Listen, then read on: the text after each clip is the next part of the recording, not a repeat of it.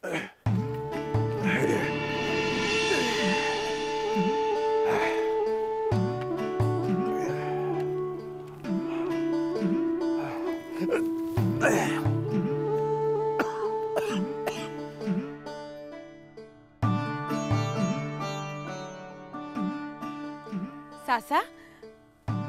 এই নদীখান আমগো রূপচাঁদপুরের নদীর লেখান না কন? হ্যাঁ বৌমা, এই নদী, বৃক্ষ, মাটি, ফসল, আকাশ বাতাস এগুলো তো দেশ ভেদে পৃথক করা যায় না। বাংলাদেশ ভারতের আকাশ তো পৃথক নয় বৌমা, মাটিও এক।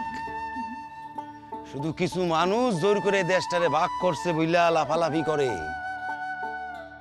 কিন্তু বসুন্ধরার তাতে কিচ্ছু যায় আসে না, কিচ্ছু না।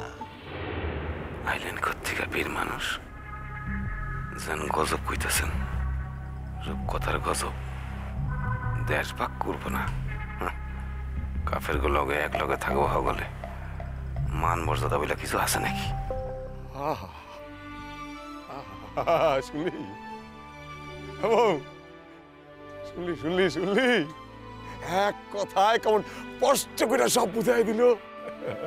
লেহাপড়া জানা মানুষ তো তালি গাই। আরে এই সহজ কথাটা যদি দুই দেশের মানুষ বুঝতে পারতো, তাহলে কোনোদিন এক দেশ ভাগ হইতো না। ইয়া বোঝনের লিগে তো লেখাপড়ার দরকার না কদম। খালি মানুষ ভালোবাসলে, দেশে ভালোবাসলে এই কথাগুলো বোঝা যায়। পড়ালেখার কোনো দরকার পড়ে না। দেশে ভালো না বাসে কেটা? দেশে ভালোবাসলেই বুঝি হিন্দুকে ভালোবাসতেইব? আরে দেশে ভালোবাসিতেই এই তো দেশের উদয় নিজেকেও মানুষ লইয়া বাঁচতে চাই। কি যে কয়, এরা নাকি পড়ালেখায় মানুষ, হায় লাগে কথা শুনলে।